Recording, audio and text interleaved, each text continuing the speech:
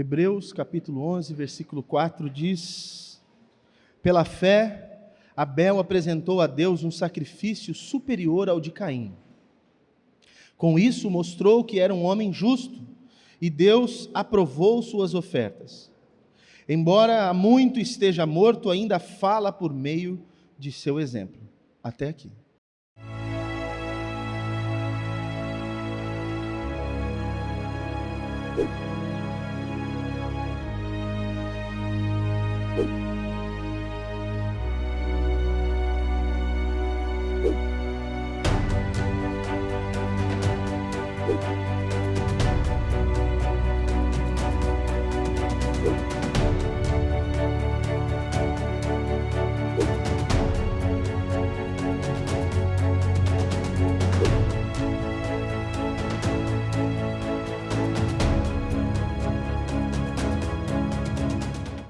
Pai, nós nos submetemos ao Senhor e esperamos realmente que o Senhor nos ajude agora, que o Senhor nos abençoe pela sua palavra e que fale também ao nosso coração. Leva-nos, Senhor, a uma vida de fé, e através dessa vida de fé, que tenhamos uma postura renovada a respeito daquela adoração, daquele tipo de vida e culto que agrada ao Senhor. No nome de Jesus oramos. Amém.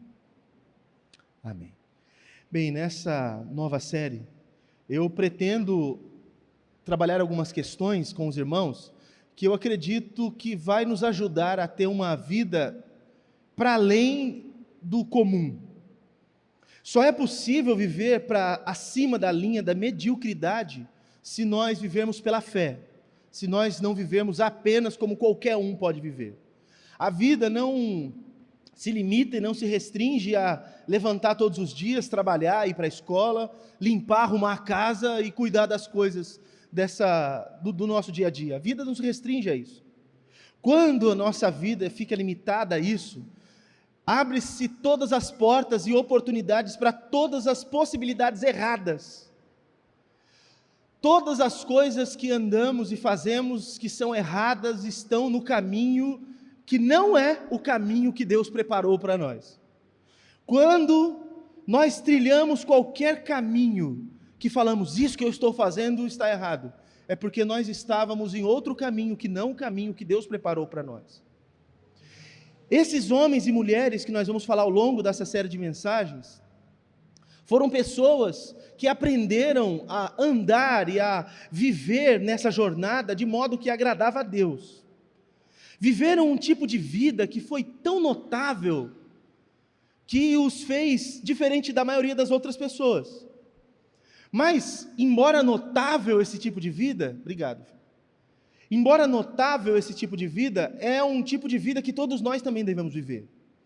Há um equívoco quando nós vamos para a palavra, de pensar que o que esses homens e mulheres fizeram, os relatos, as grandes coisas, os grandes feitos, há um equívoco de pensar que essas coisas estão restringidas ou restritas a eles apenas, quando na verdade está mostrando um padrão, quando fala das coisas corretas, está mostrando um padrão de vida para todos nós. Você fala, não, mas não é possível viver como eles viveram. Pois bem, eu quero pegar só um exemplo de cara, o que talvez é um dos mais chocantes, e eu acho que não à toa Tiago usa ele também como exemplo para provar o que eu estou falando. O profeta Elias, um homem que falava, não vai chover, e ficava 3 anos sem chover, e depois ele abria a boca, vai voltar a chover, e chovia. Um homem que diante de tantos outros homens que se julgavam sacerdotes e profetas de um outro Deus, ele os desafia a todos, e diz assim, olha, se existe um Deus verdadeiro, ele precisa responder ao seu povo, e essa resposta precisa ser de uma forma sobrenatural, para que todos nós creiamos que ele é Deus. Então vamos fazer o seguinte, vamos fazer um sacrifício, e nesse sacrifício nós vamos invocar, cada um invoca o seu Deus, e o Deus que mandar fogo do céu sobre este sacrifício é o Deus de verdade. E a Bíblia diz que os profetas e falsos profetas de Baal invocaram por um dia inteiro o seu Deus e não houve resposta. Quando Elias foi falar com Deus, ele ainda piorou a situação para ele, porque ele disse: pega água e joga em cima aí da madeira e do sacrifício. Aí jogaram água e pensaram: bem, se já não tinha fogo, agora é que menos ainda, molhou tudo. Mas joga de novo. E jogou mais de uma vez água sobre aquele lugar, e a hora que Elias só disse: Senhor, responde. Fogo veio do céu, consumiu aquele holocausto e secou toda a água que estava em volta daquele lugar. Que homem poderoso! Mas a Bíblia diz: Elias era um homem sujeito às mesmas paixões que todos nós. Que ele orava, Deus respondia, mas assim é a vida de todo justo, porque a oração de um justo é poderosa nos seus efeitos. Não tem nada que um desses homens e mulheres de Deus tenha feito em nome de Deus, e porque estavam diante de Deus, que nós também não podemos. Não há nada que eles tenham feito que também não é para nós fazermos. Então nós devemos nos espelhar neles como modelo e padrão de um tipo de vida que agrada a Deus. Acontece que nesse percurso, grave isso, nesse percurso de uma vida que agrada a Deus, o que vai acontecer inevitavelmente é que você vai experimentar milagres extraordinários da parte de Deus. Porque no caminho que Deus trilhou para nós, para que seja possível fazer tudo o que Ele tem desenhado para nós, nós precisamos experimentar milagres. Alguns dos que estão aqui têm experimentado alguns milagres, mas o desejo do meu coração é que todos vocês experimentem esses milagres, e que todos vocês vivam uma vida que agrada a Deus. O primeiro dos nossos exemplos, eu expliquei semana passada, a teoria a respeito da fé. Se você não assistiu, tem disponível na internet. Mas hoje especificamente quero usar como modelo padrão para a nossa conversa Abel, aquele que seria o segundo filho de Adão e Eva, mas segundo só no relato, porque a gente nem tem ideia de quantos filhos Adão e Eva tinham tido antes. Com certeza teve antes, agora quantos a gente não sabe, porque quando Abel chega em outro lugar, já tinha até mulher para ele casar, já tinha gente para perseguir ele, tudo parentaiada, irmão, sobrinho, primo, já tinha tudo ali. Como que sucedeu, nós não sabemos, não temos a descrição desses relatos. Abel, um personagem misteriosíssimo, porque assim como o nome dele pretende, ele foi, porque Abel significa sopro, vapor. Essa foi a vida de Abel. Esse instante é o único instante que a Bíblia narra. Aqui Hebreus lembra do instante que Gênesis 4 está descrevendo. A vida desse homem, desse jovem, não sabemos. Ele nasce, só sabemos que ele é filho de Adão e Eva, que ele é irmão de Caim. E o texto sagrado diz que em dado momento, não sabemos porquê, se Deus pediu, o que foi, só diz que ele, assim como o irmão, foram para um tipo de um culto a Deus, oferecer algo a Deus, adorar a Deus. Caim pega algo que podia pegar e leva a Deus. Caim, a Bíblia diz, ele era um agricultor, ele pega uma parte de sua colheita e leva para adorar a Deus.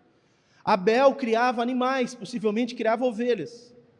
Pega da primeira parte das suas ovelhas, sacrifica essas primeiras ovelhas, tira ali a parte mais preciosa daquelas ovelhas, não sei o que estou dizendo, é o texto, a gordura. É a picanha com dedo de gordura aqui, tenho certeza que é disso que está falando. E oferta isso a Deus. A Bíblia diz que Deus se agradou de Abel e de sua oferta, mas não se agradou de Caim e de sua oferta. Diz o texto que, depois disso, Caim fica revoltado e mata o seu irmão. Mas não fala mais de Abel, acabou. Essa é a história de Abel. Um moço que sabemos a sua origem, não sabemos mais nada a respeito dele, sabemos que ele foi oferecer algo a Deus, que o que ele ofereceu a Deus foi agradável, ele também foi agradável, e que ele morreu assassinado pelo irmão. Se você se lembra, já preguei a respeito disso, citei essa passagem, porque naquela série de mensagens, no princípio, uma das mensagens foi como surge, ou o surgimento da falsa religião. Também tem disponível na internet, se você quiser. O surgimento da falsa religião. E eu fui mostrando como é que essa falsa religião nasce pelas atitudes de Caim. E aliás, a Bíblia fala mais de Caim do que de Abel. Então muito do que eu vou falar de Abel vai partir do que a gente também entende a respeito de Caim. Mas lá naquela mensagem, só para refrescar a memória de alguns, eu falei algumas características que a falsa religião, que Caim, quando leva aquela oferta para Deus, desenvolve e cria. E eu vou citar para vocês aqui essas características. Primeira, é a religião que pretende agradar a Deus por meio das próprias obras. A falsa religião é a religião que pretende agradar a Deus por meio das suas próprias obras. Caim pega do que ele plantava, do seu esforço, e leva isso para Deus. Deus não recebeu. Segundo, nela, na falsa religião, se cultua a Deus com um espírito de barganha. Porque quando Caim dá para Deus alguma coisa, e Deus não se agrada daquilo que ele deu, Caim fica revoltado. Qual devia ser o coração de Caim? Bem, o que eu dei para Deus, se fosse de coração seria assim: o que eu dei para Deus não o agradou, então eu preciso pensar no que fazer, porque o que eu quero é agradá-lo. Mas como o coração dele era um coração de barganha, ele vai até Deus, dá, e Deus não recebe aquilo com alegria, e ele fica revoltado e quer matar o irmão de inveja. A falsa religião, ela é marcada por um espírito de barganha, de troca. Terceiro, nessa falsa religião, até se ouve a palavra de Deus, mas só se segue o próprio coração. Porque depois que Caim faz a sua oferta, é rejeitado por Deus, ele tem um desejo no coração de matar o irmão dele, Deus fala com ele e fala assim: olha, não faz isso. Se você fizer a coisa do jeito certo, você também vai ser aceito. Mas se você fizer o que você está fazendo, querendo fazer errado, o pecado está aí batendo na porta. E o que foi que o Caim fez? Foi lá e matou o irmão. Ele ouviu Deus, mas ele não obedeceu Deus, porque a falsa religião só pode levar as pessoas a ouvir no máximo, mas a falsa religião é daqueles que, mesmo ouvindo, só seguem o seu próprio coração. Mais do que isso, quarto, na falsa religião, o que menos importa é aprender alguma coisa. As pessoas se reúnem ou fazem coisas para sentir, não tem nada a ver com a mente, com compreender. E é por isso que, mesmo dentro das igrejas, a gente ouve isso: eu não senti hoje nada muito assim, o culto foi normal, eu não senti nada. Ou tem outro culto que fala: nossa, esse culto foi especial, porque eu senti. Não tem a ver com que isso mudou minha mente, o que isso me proporciona de oportunidade para ser outro, mas só tem a ver com o que é possível eu sentir. Quinto, essa falsa religião aparenta amor e delicadeza, mas o que ela promove é a morte do irmão. Olha a conversa do Caim para o Abel. O Abel acaba de ser um felizardo que Deus fala: me agradei de você. E o Caim, ao invés de chegar perto do irmão e falar assim: me alegro junto contigo porque você foi abençoado, você agradou a Deus e Deus falou bem de você agora. Ao invés de fazer isso, ele fala assim para o irmão: vamos no campo comigo? O Abel podia pensar: vamos, ele está me chamando ou para eu ajudá-lo no trabalho dele, ou para ele me ajudar no meu. Mas é um irmão levando o outro para matar, para assassinar o irmão. A falsa religião, ela aparenta amor e delicadeza, mas promove a morte do irmão. Mas nela não há arrependimento pelo pecado. O pecado na falsa religião, ele é simplesmente escondido e desconversado. Olha, Caim mata Abel, Deus chega para Caim e faz uma pergunta, como se Deus não soubesse. Mas Deus pergunta: onde está o seu irmão? Cadê Abel? E o Caim responde o quê? Não sei. Ele acabou de matar o irmão, largou o irmão lá, ou enterrou, não sei. E Deus pergunta: cadê o seu irmão? Ele fala: eu não sei. Eu não sei. Ele não teve peito para assumir aquilo. E entra mais um ponto: a falsa religião, ela é aquela onde a pessoa não assume a própria responsabilidade, e nem a responsabilidade que tem pela vida do outro, porque não existe religião onde um não se preocupa com o outro. A falsa religião, ela é aquela que a pessoa só se preocupa consigo mesmo. Cadê o seu irmão? Eu não sei. Por acaso sou eu aquele que tem que ficar cuidando do meu irmão? Aí a resposta de Deus, se Deus responder, seria: sim, você está aqui para cuidar do seu irmão, sim. Um está aqui para cuidar do outro, mas a falsa religião, ela é egoísta. Isso nós vimos nessa mensagem, e esse é um padrão que surge por causa dessa ação de Caim. Mas agora nós temos a ação de Abel. E o que isso nos ensina?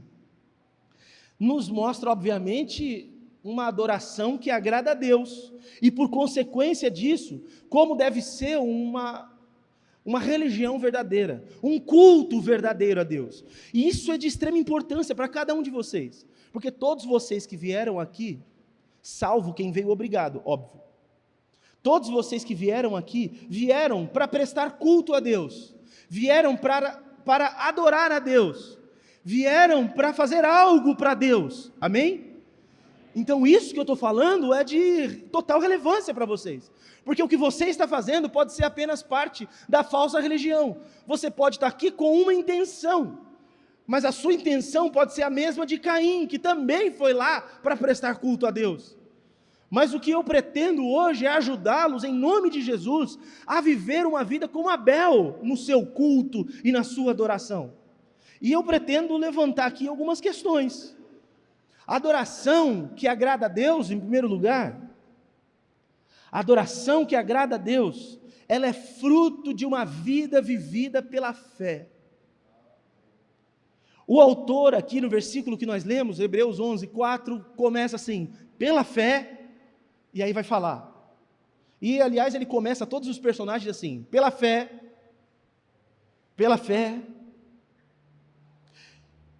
mas eu tive que fazer muita pergunta para esse texto, e esse texto ficou me devendo muitas respostas.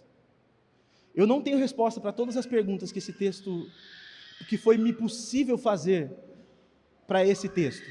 E olha que eu estudei muitos comentaristas, muitos teólogos, e eu não encontrei as respostas para as minhas perguntas. Talvez eu nunca as encontre, e talvez eu vou ter que fazer essas perguntas para Deus. E pode ser que alguma dessas perguntas eu já nem faça mais, porque não vai fazer mais sentido quando estiver lá. Mas eu vou só falar das coisas que eu pude compreender. Mas uma das perguntas que eu me fiz, e fiz para o texto, e tive, eu acho que, sucesso na resposta, é como foi que o autor da carta aos Hebreus percebeu que Abel teve fé? Porque se você ler Gênesis 4, não fala que Abel teve fé. E aliás, fé era um conceito que sequer era falado pelos hebreus. Eles citavam fé, mas eles não tinham ideia da dimensão disso. Quer que eu prove? O primeiro que fala a respeito de fé de forma graúda é Abraão. Diz que Abraão, quando faz o que faz, porque o faz, é justificado, mas é justificado pela fé. A sua ação demonstra uma fé que o justifica. Só que os hebreus e os judeus passaram milênios sem compreender isso, e foram até Jesus sem entender isso, e a pregação de Jesus basicamente era essa: ei, tudo que tinha lá no Antigo Testamento é o mesmo que se tem agora, e só era possível viver lá pela fé. Quem agradou a Deus foi pela fé, e hoje também continua sendo assim. E os autores do Novo Testamento, a pregação deles é essa: a vida só é possível ser vivida pela fé. Mas não estava escrito isso, e os judeus não entenderam. E da onde que o autor dessa carta aos Hebreus sacou que Abel estava sendo movido por fé? Eu cheguei a pelo menos duas respostas, dando dois fatores. Primeiro, porque o próprio Deus se agradou de Abel. Você leu o texto lá? Se você já leu Gênesis, eu tenho certeza que todo mundo aqui já leu Gênesis, porque todo mundo que fala assim, vou ler a Bíblia inteira, começa lá. E aí desiste lá por volta de Números, Deuteronômio, mas passou nos primeiros capítulos de Gênesis. Então você já leu essa história, mesmo que não lembre. Gênesis 4, quando fala que entregou a oferta, a Bíblia diz que Deus se agradou de Abel e de sua oferta. Quando esse autor dessa carta aos Hebreus lê aquilo, ou lembra daquilo, logo ele chega a essa conclusão que ele mesmo escreve aqui no versículo 6. Sem fé é impossível agradar a Deus. Como que ele sabe que ele teve fé? Porque Deus se agradou dele. Se Deus se agradou, ele só podia estar agindo com fé. Porque se não estava agindo com fé, não tem como Deus se agradar. Quando é que Deus se agrada de alguém? Quando alguém está agindo pela fé. Deus se agrada das pessoas quando elas agem pela fé. E segundo fator, o tipo de oferta que Abel ofereceu só podia vir de alguém que tinha fé. Uma pessoa sem fé não ofertaria o que ele ofertou. E o autor aos Hebreus diz isso dizendo assim: foi um sacrifício superior ao de Caim, ou mais excelente que o de Caim. Você já parou para pensar? Para perguntar? Essa pergunta eu fiz para o texto. Como foi que Abel sabia? Ou será que ele sabia que para prestar culto a Deus, porque ninguém nunca tinha feito isso, Adão e Eva não faziam culto a Deus. Adão e Eva estavam com Deus, não fazia culto. Deus ia lá. O dia estava acabando, Deus passava lá. E aí, Adão, tudo bem? Eva, como vocês estão? Vamos sentar, vamos conversar. Era esse tipo de comunhão. Eles saem do paraíso. Nasce a família de Adão e Eva. Ali fora do paraíso. Quem instituiu o culto? Não sei. Como que ele sabia que ele tinha que oferecer um animal? Porque Caim ofereceu dos vegetais e não foi aceito. Como que ele sabia? Se é que ele sabia. Eu comecei a pensar uma coisa. Imagina Adão e Eva educando seus filhos e contando como foi sua vida. Bem, filho, imagina um dia os dois, ou todos os outros, mas imagina pelo menos esses dois sentados, e Adão e Eva contando a história. Um dia, nós estávamos lá dentro do jardim que hoje nós não podemos mais entrar, e estávamos em plena comunhão com Deus, mas um dia, depois de Deus ter me avisado que não devia ter comido do fruto, do conhecimento do bem e do mal, a sua mãe foi lá e pegou, e eu fui lá e peguei também,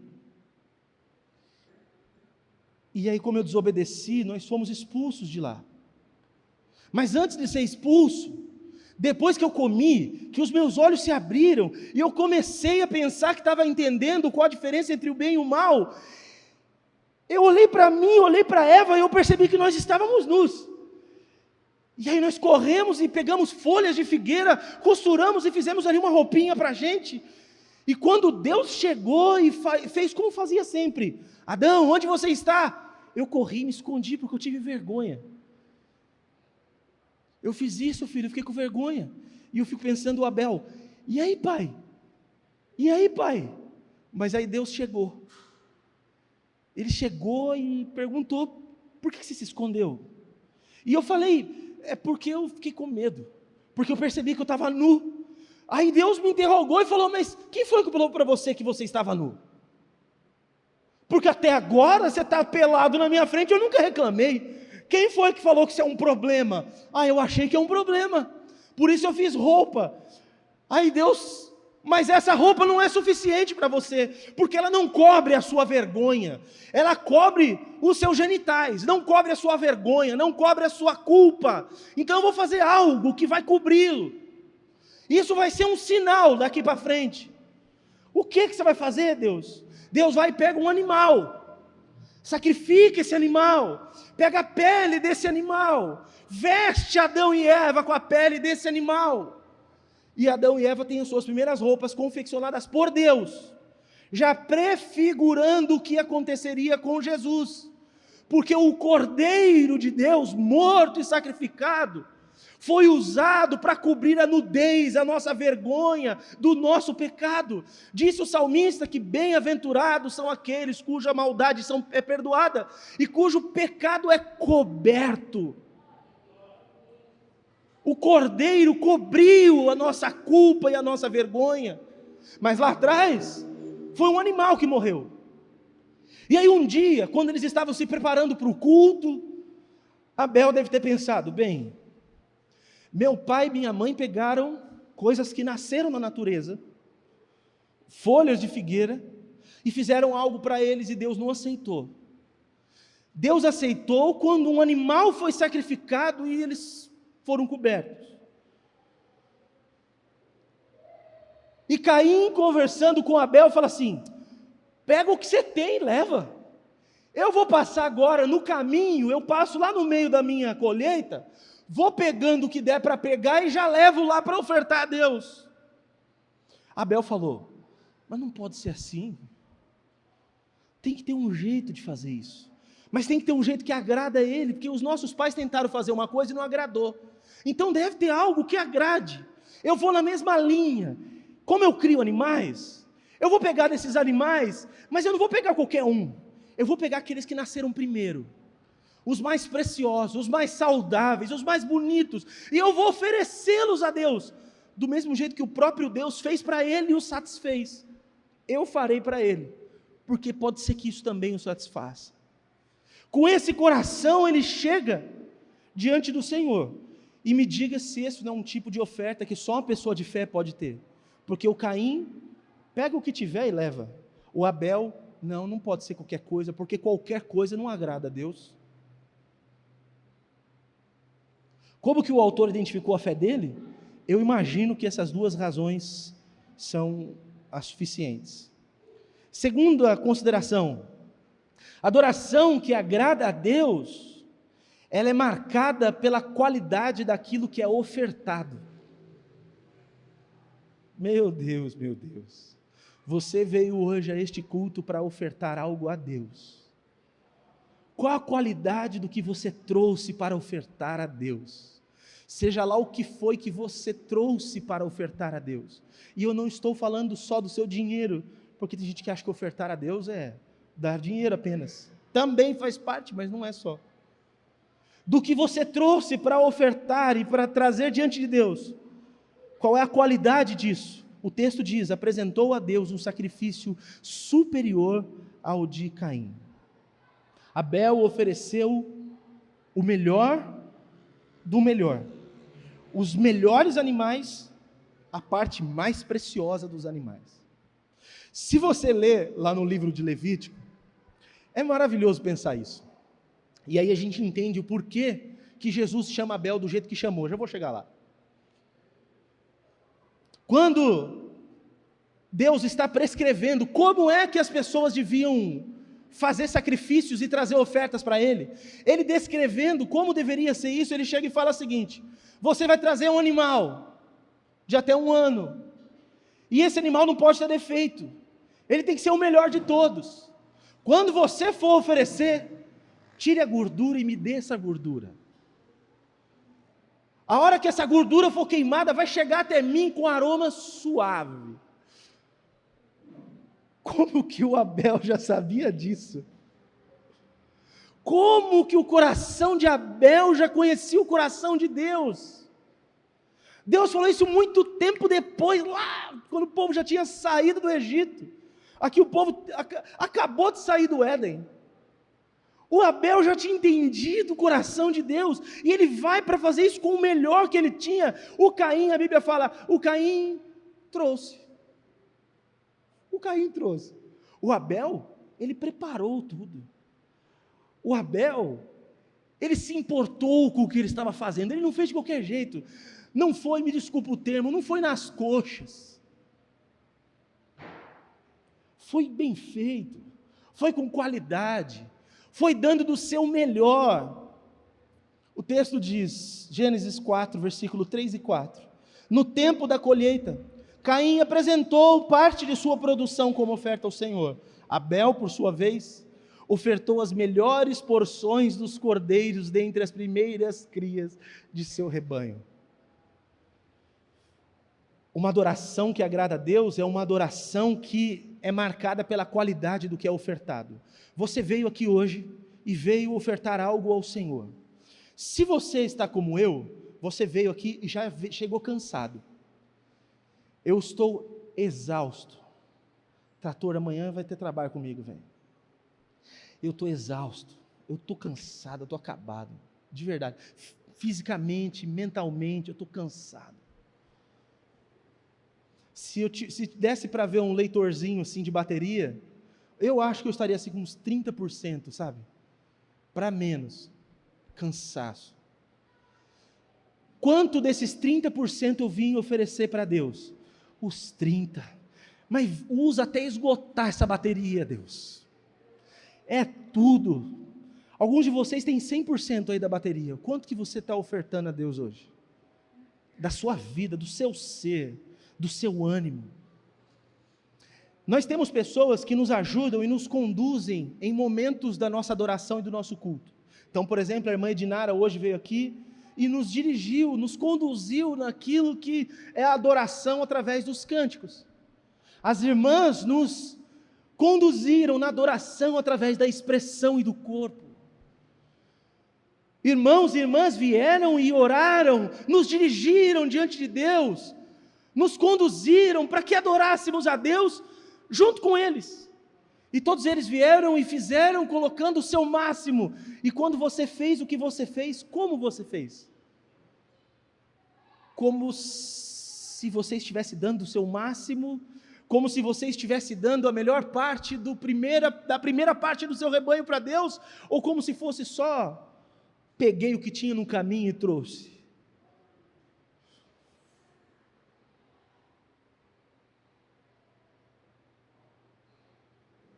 Eu parei ali no fundo agora há pouco, era a hora da oferta, e eu falei até com o Alisson, eu falei assim, eu não tenho nem um centavo para dar hoje, nada, eu não tenho nada, eu estou triste, velho. Aí Deus usou o Alisson para falar comigo, deixa só eu e o Alisson, Deus e o Alisson. Olha, Deus usou o Alisson para falar comigo. O Alisson, puxa vida, hein, velho. Eu ia zoar, ia aproveitar essa oportunidade, mas eu vou deixar esse crédito para você, cara. Deus usou o Alisson para falar comigo ali no fundo. Renovou. Mas bateu a tristeza, por quê? O Senhor é digno de tudo, inclusive do dinheiro que está no meu bolso. É que hoje não tem dinheiro nenhum. Ele é digno do meu ânimo, do meu aplauso. Ele é digno da minha adoração, do meu levantar de mãos, do meu ajoelhar, da minha contrição, da minha alegria. E aí nós estamos juntos e pessoas te conduzem para chegar diante do rei e adorar, e você...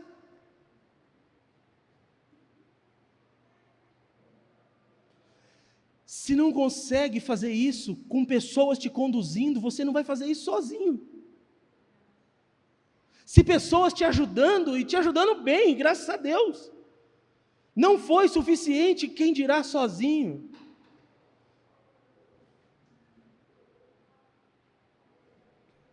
A adoração que agrada a Deus é marcada pela qualidade do que é ofertado. Terceiro, a adoração que agrada a Deus é legitimada pela vida do adorador. Gênesis 4:4 diz: Deus aceitou Abel e sua oferta. Lá no hebraico diz assim: Deus olhou com consideração para Abel e sua oferta. É que explicando isso significa, Deus aceitou. A ideia é a seguinte: chega duas pessoas diante de Deus, se prostram diante dele, um chega com um feixe de mandioca, milho, batata, qualquer coisa, e deixa ali. O outro chega com os garrotinhos sacrificados e a gordura já separada e entregam diante do Senhor. A ideia que o texto dá é que Deus parou diante deles e prestou atenção no que Abel fez. Mas a Bíblia diz, Deus não aceitou o que Caim fez, nem a Caim. Está dizendo, Deus nem olhou para o que ele fez. O que o texto hebraico deixa entender isso. Deus ficou olhando fixamente para o que um estava fazendo, e nem deu atenção para o que o outro estava fazendo. Aí a pergunta é, por quê? Vocês acham que tem a ver com oferta? Tem a ver com bicho morto? A questão está em quem está oferecendo. Deus olhou para Abel e para a sua oferta. Deus não olhou para Caim e para a sua oferta. A questão não é a oferta é legitimada por quem entrega. O poder, a qualidade, o valor daquilo que é feito é legitimado por aquele que faz. Jesus certa vez estava no templo sentado, junto com os seus discípulos, olhando pessoas fazerem coisas que se eu fizer hoje, eu vou ser mal visto, então eu não faço, mas Jesus podia. As pessoas estavam levando ofertas para o gasofilácio, cada um levava a sua, e cada um dava do que tinha e do que podia. Homens bem-sucedidos levavam de suas fortunas o que lhes sobrava.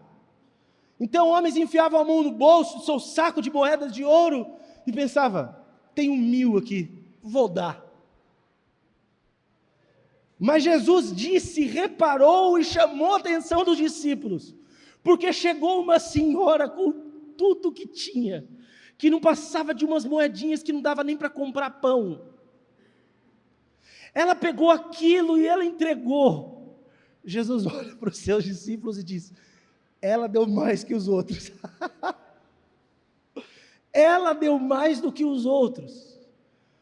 Jesus, o senhor não sabe fazer conta? Quem deu mais foram eles, porque o valor é maior. Mas Jesus não estava olhando o valor daquilo, Jesus estava olhando quem estava dando. Olhou para aquela mulher que, tendo só aquilo, pôs no coração: o Senhor é meu pastor, nada me faltará. Ele é digno de receber louvor e adoração. Ele é digno de receber todas as coisas, porque todas as coisas foram feitas por meio dele. Tudo é teu, Senhor. E aqueles homens: eu vou dar porque as pessoas estão vendo o quanto eu estou dando, e assim vão me louvar nas praças.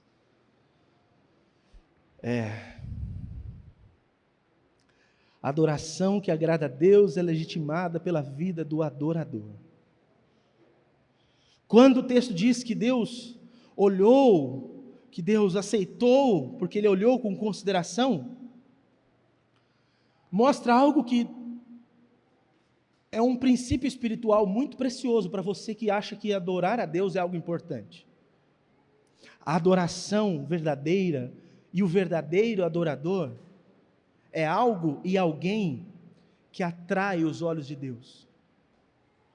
Quando alguém traz uma adoração verdadeira, ou quando alguém é um verdadeiro adorador, isso atrai os olhos de Deus.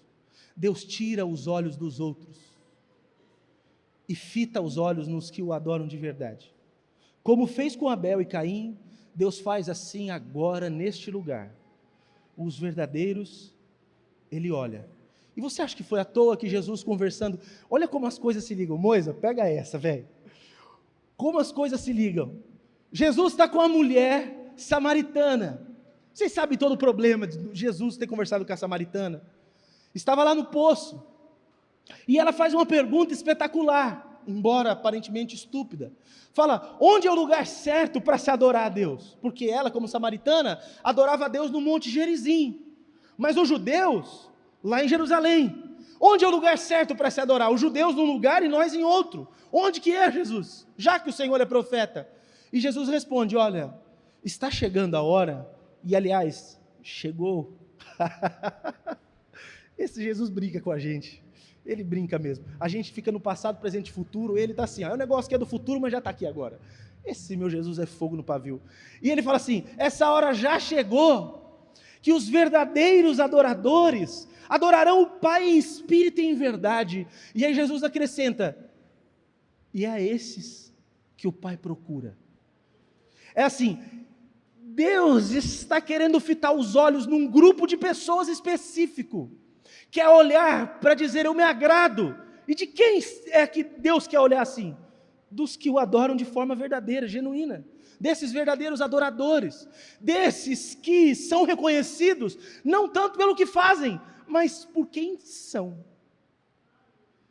Porque quem você é legitima o que você faz. Você pode fazer bonito, você pode fazer bem feito, você pode chamar a atenção de todo mundo pode pagar pau para você pode ganhar dinheiro fazendo o que você faz, você pode ganhar aplausos fazendo o que você faz, mas não vale nada se isso não for no coração de Deus como algo agradável. A sua ação no culto, por mais bonita e intensa que seja, se não for um reflexo, uma consequência de quem você é, só é performance para homens, não tem nada a ver com Deus, porque as pessoas se impressionam com as aparências. Você se lembra do caso? Deus queria um rei para Israel, que não era Saul, e Deus levanta Samuel e fala: você vai escolher o meu rei. Vai lá na casa de Jessé. Chega Samuel, o profeta e sacerdote, na casa de Jessé e fala: Deus mandou eu vir aqui porque tem um desses daqui da casa que será um rei. E daqui a pouco chega um dos filhos de Jessé, um homem grande, parrudo, soldado do exército israelita, aquela aquele monumento de homem forte. Samuel olha, se impressiona e fala: só pode ser esse, porque o outro era Saul. Saul sobressaía todo mundo do ombro para cima, homem bonito, homem forte de guerra. Deve ser esse outro aqui, esse soldado vai ser o próximo rei de Israel. E Deus fala: não é esse não. Aí, Jessé, tem mais algum filho? Traz o outro. Vai vindo filho após filho, um mais forte, mais bonito que o outro. Um já chega virando estrelinha, cambalhota, mortal, escarpado. E chega impressionando todo mundo. Samuel fala: esse é o escolhido. Deus fala: não é esse não. Aí não tem mais ninguém chegando. Samuel, antes de ir embora, fala assim: você não esqueceu de nenhum filho, não? O Jessé fala: tem um, mas é o Davizinho, está lá cuidando lá do meu rebanho. Chama esse. A hora que o Davi chega, esse é o que eu tenho escolhido. E já deita azeite na cabeça desse menino, porque ele vai ser o próximo rei de Israel. Eu rejeitei Saul, e eu agora escolhi Davi para ser o meu rei, um homem segundo o meu coração. E Deus explica, ele fala: as pessoas se impressionam com a aparência, mas eu não sou como os homens, que prestam atenção no que vem, eu vejo o coração. Muito do que fazemos é performance, mas Deus está se importando com quem somos. O que fazemos desassociado de quem somos não vale nada. Aí você fala: mas como que a gente vai saber então sobre Abel? Porque o texto não mostra muita coisa, só mostra que ele chegou e entregou. Vamos para o depoimento de outras pessoas que têm condições de falar a respeito de Abel. A primeira delas é a mais importante de todas, o nosso Senhor Jesus Cristo. Jesus chamou Abel de homem justo e de profeta. Que currículo! O próprio Jesus assinou. Eita, vocês desculpam a minha risada, eu estou demais com esse texto aqui. E só estou com 30%, irmãos, pega essa. Abel foi chamado de justo. Olha só: portanto, Lucas capítulo 11, versículos 50 e 51. Portanto, esta geração será responsabilizada pelo assassinato de todos os profetas de Deus, desde a criação do mundo. Desde o assassinato do justo Abel até Zacarias, morto entre o altar e o santuário. O próprio Jesus endossa que Abel era um homem justo e coloca ele na lista dos profetas. Aí eu fiquei pensando, e nenhum comentarista me ajudou a responder essa. Como que esse Abel era profeta? Mas eu acho que tem a ver com as coisas que eu já falei, porque as atitudes que ele teve são atitudes de profeta. É que nós achamos que profeta é alguém que entra num êxtase e fica falando do que vai acontecer. Em 2033, um avião vai cair lá em Pindamonhangaba. Mas profeta não diz respeito apenas a isso. O profeta, ele diz respeito àquele que conhece e declara a vontade e a mente de Deus. Quem é profeta? Aquele que conhece a Deus, conhece suas intenções e declara isso para as pessoas. Abel não apenas conhecia Deus, e é provado isso pelo seu sacrifício, como conhecia suas intenções, porque quando ele sacrifica um animal e adora a Deus, ele está dizendo para todos nós o caminho pelo qual nós podemos adorar a Deus de verdade, que é através do sacrifício de um outro cordeiro, mas não um bichinho, o cordeiro de Deus que tira o pecado do mundo. Por último, um outro texto aqui para vocês, primeira carta de João, capítulo 3, versículo 12, mostram que as ações de Abel estavam em conformidade com o padrão de Deus. Diz: não sejamos como Caim, que pertencia ao maligno e assassinou seu irmão. E por que o assassinou? Porque Caim praticava o mal, e seu irmão praticava a justiça. Abel era um homem justo, tinha prática de vida. É óbvio que um homem desse, o fruto dele de adoração, é um fruto de adoração que vai agradar a Deus. Não dá para maquiar essas coisas. Tem uma outra fala a respeito de Caim que vale a pena notar, já que Caim e Abel estão em lugares opostos. Se nós olharmos para Caim e o identificarmos, nós conseguimos saber o que é Abel, pela oposição a esse. Judas, na sua carta, e não é o Judas Iscariotes, é o outro Judas, irmão de Jesus, versículo 10 e 11, diz: Como criaturas irracionais, agem segundo os seus instintos e, desse modo, provocam a própria destruição. Está falando de uns líderes que estavam infiltrados na igreja. Que aflição os espera, pois eles seguem os passos de Caim, eles seguem os passos de Caim. Que passos? Agindo segundo os seus instintos. O caminho de Caim é esse, que é o que vem na cabeça você faz. E o caminho de Abel? Não, o que é que será que agrada a Deus? Vou viver de acordo com o que agrada a Deus, não de acordo com os meus instintos. Sabe que horas, usando a minha fraqueza como exemplo para vocês, não é para me orgulhar da minha fraqueza, é só para usar como um exemplo. Sabe em que horas que eu estou no trânsito e alguém me fecha e eu quero pôr a mão para fora e mostrar um dos dedos, que não quer dizer nada, mas naquela hora é um xingamento? Sabe em que momento eu faço isso? A hora que o meu instinto está sobressaindo ao que eu devia fazer, guiado pelo Espírito de Deus. Quando eu não faço, é porque o meu instinto não me venceu. Mas se acontecer de eu fazer, meu instinto me venceu.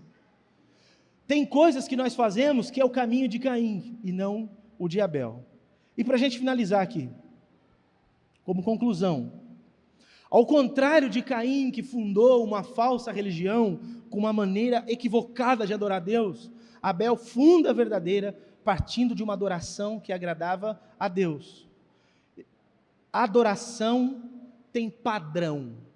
Adorar a Deus não é algo que se faz aleatoriamente de qualquer jeito, porque Deus, o que importa é Deus receber. Aí a pergunta é, por que Deus receberia o que você está fazendo do jeito que você está fazendo? Existe padrão para adorar a Deus. Quando Deus colocou pessoas para entrar no santuário e oferecer sacrifícios, Ele colocou padrão para a oferta e padrão para o ofertante. O povo não podia entrar no lugar sagrado para oferecer sacrifícios.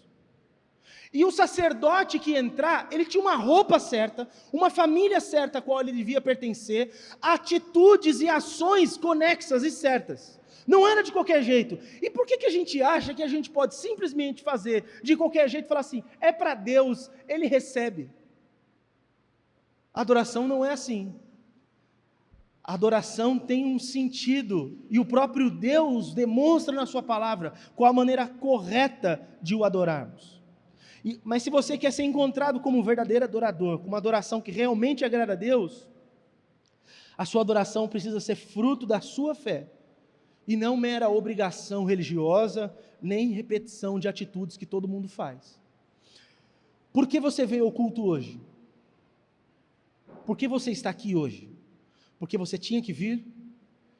Porque semana passada você não veio, então essa semana você tem que estar? Porque tem gente que não está aqui hoje porque veio semana passada.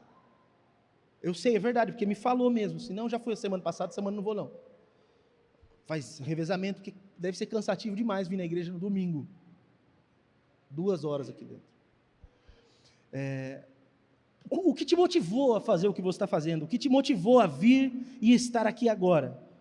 É uma obrigação? É porque, se eu não for no culto, amanhã as coisas não vão dar certo na minha vida. Se essas são as suas intenções, você é um crente adorador e faz parte da religião do Caim. Mas essa é a falsa religião. Agora, se o que te motiva a estar aqui é a ter a certeza de que Deus está aqui, isso só é possível pela fé. Eu creio que Deus está aqui. Eu não estou vendo Ele, mas eu sei que Ele está aqui. Se eu estou aqui porque Ele é digno de ser louvado e etc., se eu estou movido por essa fé, então essa minha motivação de estar aqui faz com que o que eu fiz aqui dentro seja verdadeiro e aceitável a Ele. Do contrário, nada do que é feito é aceitável. E nunca mais se esqueçam, a sua adoração, ela é marcada pela qualidade do que você oferece a Deus. Então quando você vier, não venha com poucas das suas forças. Quando você vier com poucas forças como eu vim, coloque tudo para que você adore a Deus, com todo o seu coração, com todo o seu entendimento, com toda a sua alma, com toda a sua força.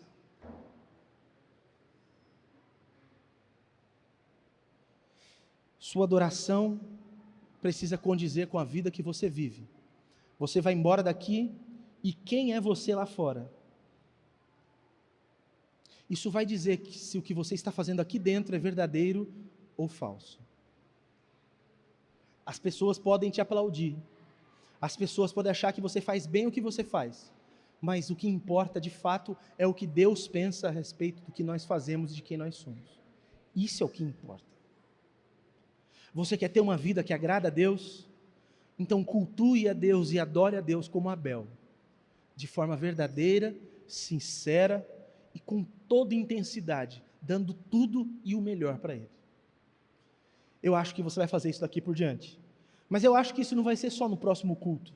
Amanhã, quando você levantar para orar, você vai levantar e vai orar diferente. E se você ia levantar amanhã e não ia orar, amanhã você vai levantar e vai orar. E eu vou dar uma mensagem subliminar aqui na sua mente. Se amanhã você levantar e esquecer de orar, vai te dar dor de barriga e você não vai nem sair para trabalhar. Pastor, está rogando praga? Ai, se eu tivesse esse poder, eu rogava, hein? Não vai nem trabalhar, porque lembrar de ter que ganhar dinheiro ninguém esquece. Mas lembrar de colocar o dia na mão do Pai e falar: Deus, me guia nesse dia, me ajuda, porque eu tenho um dia para vencer, me dá sabedoria, me dá estratégia, não deixa eu cair na cilada do diabo, faz eu fazer tua vontade, põe pessoas na minha vida hoje para eu falar do Senhor, me dá autoridade para fazer as coisas no teu nome. Começa o dia assim. E tudo quanto você for fazer durante o seu dia, que você faça com esse espírito. A hora que você vai comer, fica vendo se não vai acontecer também, hein?